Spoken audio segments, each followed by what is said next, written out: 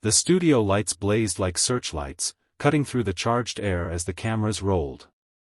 Millions across the globe tuned in, expecting a cautious debate, but what they witnessed instead felt like a collision of worlds. On one side of the sleek, polished table sat Denzel Washington, calm, bald head catching the glow, shoulders squared, presence radiating conviction. On the other side, Vladimir Putin leaned back in his chair, his eyes narrowed, arms folded like stone walls. Between them stretched not just a desk, but decades of history, power, and blood. The opening statement had barely left Putin's lips, a flat dismissal of Western values as fragile illusions, when Denzel leaned into the microphone, his voice low, sharp, deliberate. "History won't crown tyrants," he said, every syllable heavy as iron. The words didn't echo, they detonated. The audience froze, the translator hesitated for a fraction of a second, and even Putin blinked. Denzel wasn't here to play diplomat. He wasn't here to flatter, to exchange carefully measured sentences. He was here to strip fear from its throne, live, on air. The room thickened with tension, silence turning into a weapon of its own. Putin smirked, ready to fire back, but the damage was already done. Denzel had set the battlefield. Putin's smirk stretched wider, the kind of smirk that had carried him through decades of political showdowns. He leaned forward in his chair, his elbows resting on the table, his voice quiet but razor-sharp, dripping with contempt. Through the translator's steady echo, his words landed like ice across the studio. History is written by power, not by actors. It wasn't just a jab, it was a deliberate attempt to strip Denzel of identity, to frame him as a performer, not a statesman, not a voice that deserved to shape the narrative. The insult lingered in the air, bouncing off the walls of the studio, off the faces of stunned audience members who suddenly sat straighter in their seats. The camera zoomed in instantly, catching every twitch of Putin's lips, every flicker of challenge in his eyes. This wasn't just a debate, it was a battle of worldviews. The producers backstage froze, whispering into their headsets, aware that what they were airing wasn't scripted television anymore. It was history unfolding live, and millions of viewers across continents could feel it. But Denzel didn't flinch. He stayed grounded, hands clasped lightly in front of him, the kind of stillness that wasn't weakness but power held in reserve. His silence alone was defiance, and when he finally spoke, his words cut deeper than any shout could. "No," he began, his tone even, each syllable slow, deliberate, carrying a weight heavier than volume. "History is written by those who endure. Power fades. Truth doesn't." The studio went still. The translator's voice repeated his words, but nothing could dilute the raw conviction behind them. Denzel didn't raise his voice, yet the authority in it made every head turn, every camera lens lock tighter. Putin shifted slightly in his seat, adjusting his cuff as if to mask the small tightening in his jaw. For a man who had built an empire on controlling narratives, this was different. This wasn't a politician across from him. This was a man who had nothing to lose by telling the truth. Then Denzel leaned forward, his tone dropping lower but sharper, like steel drawn across stone. "You silence voices," he said, pausing long enough for the words to sink in. "I raise them, and today, the world is listening." The sentence didn't explode, it sank like an anchor, pulling the weight of the room with it. The silence that followed wasn't awkward. It was heavy, reverent, as though everyone present knew they'd just heard something that would outlast the broadcast. The silence after Denzel's words stretched across the studio like a taut wire ready to snap. Even the cameras seemed to hesitate, their red recording lights flickering like eyes unsure whether to blink. On the Russian side of the audience, a few aides shifted uncomfortably in their seats, whispering into each other's ears in quick, anxious tones. On the American side, staffers sat rigid, torn between pride and disbelief at the audacity of the moment. Putin, who had never been a man to leave silence unchallenged, finally exhaled sharply through his nose, a sound closer to a scoff than a breath. He leaned back, one arm resting lazily over the chair as if reclaiming dominance. His voice came low, deliberate, coated with disdain. "You speak of truth as if it feeds nations. Truth does not build armies. Truth does not secure borders. Truth does not frighten enemies. His eyes locked on Denzel, sharp and unyielding. Power does. The translator's voice repeated the words into English, but the venom in Putin's tone needed no translation. The audience stirred again, some gasping, others tightening their lips as though to hold back the weight of what had just been said. It was a doctrine laid bare, the creed of a man who had built his reign on force, not faith. But Denzel didn't blink. His jaw tightened, his gaze steady. Slowly, he leaned forward, his voice soft but steady, a counterpunch wrapped in calm. "And yet power dies with the man who holds it," he replied. His tone carried no anger, no theatrics, just the raw weight of conviction. "But the truth outlives empires." The translator's voice echoed it across the chamber, and for a split second, even Putin's mask cracked. His smirk faltered, just enough for the cameras to catch. Reporters in the press box scrambled to jot down every word, knowing they were witnessing something destined for headlines around the world. And then, before the silence could settle again, Denzel raised his hand ever so slightly, not as a gesture of interruption but as a command for attention. "You call truth powerless," he said, his eyes unwavering. "But the walls you build with power, they crumble. The chains you forge, they break. History won't crown tyrants. It buries them." The studio air thickened, almost electric. The crowd didn't cheer, didn't clap, they didn't dare. But the tension was undeniable, the kind that told everyone in the room they weren't just watching a debate. They were watching two visions of the world collide, one built on fear, the other on defiance. Putin's lips curved back into something colder than a smile, the look of a predator who had been challenged in his own territory. He leaned forward this time, his elbows pressing into the polished wood of the table, his voice sliding through the room like a knife. "Do you know why your words sound so noble, Mr. Washington?" he asked, his tone dripping with calculated disdain. "Because you've never had to hold an empire on your shoulders. You speak of morals because you've never tasted the weight of survival." The translator's voice followed, but it was drowned by the hushed murmurs that spread like a ripple through the studio. For years, Putin's dominance had thrived on that argument: survival above morality, strength above compassion. To some, it sounded pragmatic; to others, it was a confession of tyranny. Denzel didn't flinch. He sat straighter, the studio lights glinting off the lenses of his glasses. His voice, when it came, was low, deliberate, each word landing with the precision of a hammer driving nails. Survival is not the same as conquest. Survival is protecting the weak, not feeding off them. He let the words hang for a second, his gaze cutting straight into Putin's, unblinking. "Empires don't crumble because of enemies outside their walls. They crumble because of the rot within them." The room tightened. A few in the audience shifted, some nodding, others whispering nervously. The camera zoomed in on Putin's face, just as his jaw flexed, a subtle crack in the facade. He tried to mask it with a dismissive wave of his hand, but the gesture betrayed more frustration than control. And then Denzel pressed further. He leaned slightly forward, not aggressively but like a teacher addressing a stubborn student. "You mistake fear for respect," he said. "But fear is fleeting. Fear dies the moment people realize they outnumber you. Respect, that's earned.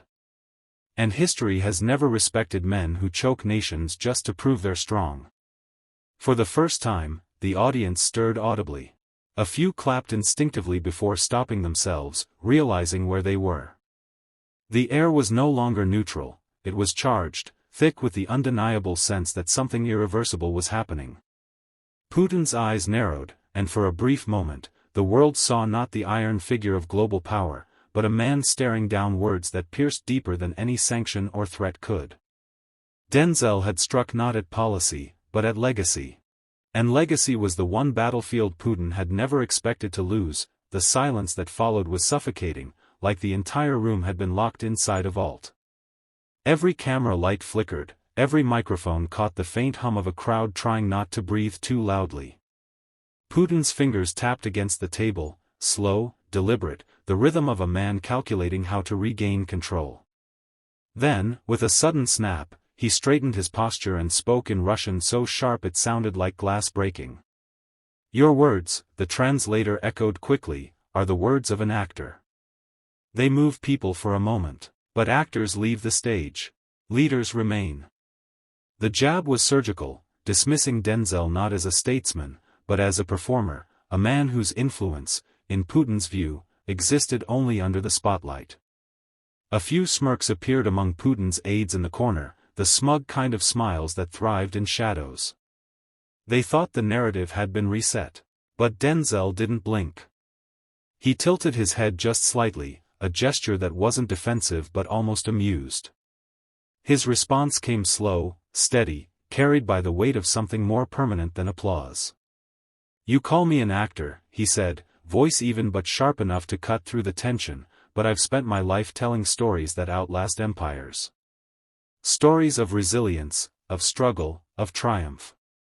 And history will remember those stories long after it forgets the men who tried to bury them." The crowd erupted into a low, restless energy, some nodding fiercely, others wide-eyed, sensing that the balance of the conversation had tilted again. The camera caught Putin's jaw tightening, his eyes narrowing, the mask of icy composure beginning to fracture. Denzel pressed forward, leaning into the microphone with a quiet authority that demanded the room's full attention. "Actors may leave the stage," he continued, "but the truth never leaves the audience. And right now, the truth is this: the walls you build, the wars you wage, the fear you spread, none of it will save you from being remembered for what you are. A man who mistook cruelty for power." That last sentence hit the room like a thunderclap.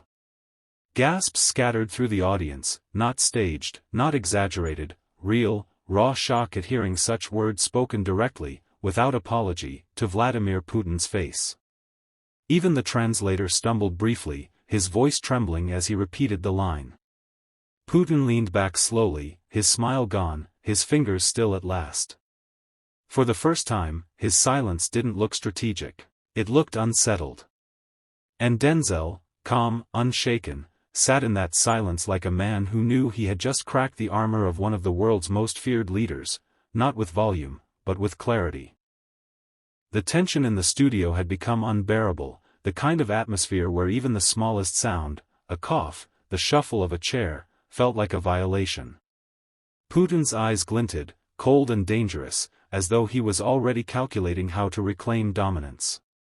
He leaned forward, this time slower, quieter, his words dripping through the translator with venom. "You speak of cruelty as if you understand it. But cruelty is the language of power. Without it, nations fall. Without it, men like you are forgotten." The remark hung heavy in the air, dark and menacing, and for a moment it seemed like the audience recoiled inward, as if the chill in Putin's words had touched them physically. He wasn't just defending his philosophy, he was declaring it openly, almost daring Denzel to break under the weight of it. Denzel's gaze didn't shift. He sat still, shoulders squared, voice calm but burning with quiet force. "Power without mercy isn't strength," he said, his tone slow, deliberate, every word pressed into the silence like iron into fire. "It's cowardice in disguise. The man who builds walls to keep people out is admitting he's afraid of what stands beyond them." The audience stirred, gasps echoing like sparks from flint. The camera cut to Putin's face, his jaw locked, his knuckles widening as he gripped the edge of the table. For a man who thrived on control, the cracks were showing. Denzel didn't let the moment slip. He leaned in slightly, not with aggression, but with the clarity of a man who knew his words would travel beyond the studio, beyond the night, etched into memory. "Cruelty might make people fear you today," he continued, "but fear fades. And when it does, all that's left is the truth, and history does not crown tyrants. It buries them." That final line detonated. The audience broke into scattered applause, hesitant at first, then swelling into something undeniable. Even through the translator's steady voice, the weight of the sentence was unmistakable. It wasn't just a rebuttal, it was an indictment. A direct challenge to the very foundation of Putin's philosophy. Putin shifted in his chair, adjusting his cuffs, trying to smother the unease now flickering across his face. But the cameras caught it. The world saw it. And for the first time in the exchange, the fear that Putin had always wielded like a weapon seemed to turn back on him, reflected in the calm defiance of a man who refused to bow. The studio felt like it was holding its breath. The applause faded into a charged silence, the kind that follows lightning before the thunder arrives. Putin's face stiffened, his eyes narrowing into slits. He adjusted the microphone with slow precision, as though every movement was a calculated performance. When he finally spoke, his words came through the translator like a cold blade. History does not bury men like me. It remembers us. It fears us. And fear is eternal. The words hit the air with the weight of a threat, and the audience froze.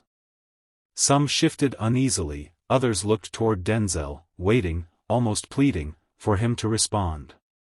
Putin had raised the stakes. This wasn't just political philosophy anymore, it was a declaration, an attempt to intimidate not just the man across from him, but the millions watching around the world. Denzel's response was slow, almost unnerving in its composure. He didn't rush. He didn't flinch. He leaned forward slightly, elbows resting on the table, his eyes locked onto Putin with the steadiness of a man who had seen through the bluff. His voice, low but resonant, cut through the silence. Fear is never eternal. Fear is borrowed time. And borrowed time always runs out. The audience erupted, not in chaotic applause, but in the sharp, visceral gasp of recognition. It wasn't a line rehearsed for impact. It was a truth spoken like a verdict. Putin's jaw tightened, his composure faltering for the briefest flicker, and the cameras caught it. Denzel didn't give him space to recover. He pressed further, his voice unwavering. If history remembers you, it will not be with fear. It will be with shame. Because no tyrant is remembered for his strength. They're remembered for the lives they broke trying to prove they had it. A hush fell over the room, thicker than before. Even the aides who had smirked earlier sat rigid, their faces pale under the studio lights. Denzel's words had stripped away the armor of invincibility Putin wrapped himself in, exposing something raw beneath it. For the first time, Putin shifted back in his chair, his hands clasping tightly as though trying to anchor himself. The image was subtle, but powerful, a man forced into retreat, not by armies or sanctions, but by the clarity of truth spoken aloud. The camera zoomed in tighter, catching every flicker in Putin's eyes, every twitch in his jaw. The silence in the studio was heavy, like the air before a storm, and even the audience seemed to lean forward as if gravity itself pulled them into the confrontation. Putin leaned closer to his microphone, voice low, deliberate, almost venomous. You speak of shame as if it matters. Shame is for the weak. Power does not apologize. Power dictates. And men like you, Mr. Washington, you confuse applause for authority. The translator's words fell like stones across the room. A few gasps broke through, and the tension thickened. Putin wasn't arguing anymore. He was stripping the mask off, revealing the raw philosophy that had driven his grip on power, domination without remorse. The aides behind him nodded stiffly, but even they looked uneasy under the weight of the moment. Denzel sat motionless. Then, slowly, he leaned in, his hands clasped loosely on the table, his voice carrying not just clarity but fire controlled like a blade. Authority doesn't come from applause, Mr. Putin. It comes from truth. And the truth is this. You can't dictate forever. Empires rot. Fear fades.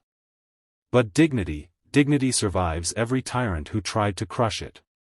The audience broke into murmurs, swelling into bursts of applause that even the moderators couldn't contain. Some stood halfway from their seats before hesitating, realizing where they were. The energy wasn't entertainment anymore, it was conviction made visible. Putin's face hardened, his lips pressed into a thin line. He straightened, trying to smother the cracks that had begun to spread. But Denzel wasn't finished. He raised his voice just enough to cut above the applause, not shouting, but commanding. You call shame weakness. But history calls it justice. And when your name is written in those books, it won't be beside strength. It will be beside suffering. That's not power. That's cowardice painted to look like it. The studio exploded. Applause thundered. Gasps turned into chants. It wasn't just a rebuttal, it was a declaration, a line carved into stone in front of millions watching. For the first time in the exchange, Putin's aura of untouchable authority cracked under the weight of a truth too sharp to silence. The applause inside the studio was deafening, rolling like thunder against marble walls. It wasn't polite clapping anymore, it was raw, eruptive, a reaction that broke through every attempt to contain it. The moderators shifted uncomfortably, their voices lost in the roar, while the cameras kept rolling, streaming every second live to millions of homes around the world. What had started as a debate was no longer just television, it was history in motion. Putin sat rigid, his expression carved in stone, but the cracks were undeniable. His fingers tapped once against the table, then stopped, a subtle tell of unease that the cameras seized and broadcast on loop. For decades, he had dictated the narrative. Tonight, for the first time, he was on the receiving end of it. Denzel didn't bask in the noise. He waited. Calm, steady, the eye of the storm he had created. And when the applause finally ebbed enough for his voice to be heard, he leaned into the mic, his words sharp and deliberate. This moment isn't about me. It isn't about you either, Mr. Putin. It's about every citizen who has lived under fear, every protester silenced, every mother burying her child because leaders confused brutality with leadership. The audience erupted again, not in staged applause, but in raw agreement. Some shouted, yes. Others clapped through tears. The energy wasn't confined to the studio anymore. On social media, hashtags exploded, hashtag dignity over fear, hashtag Denzel versus Putin, and one that cut deepest, hashtag history won't crown tyrants. Across the globe, clips spread like wildfire, from New York to Nairobi, from London to Kiev.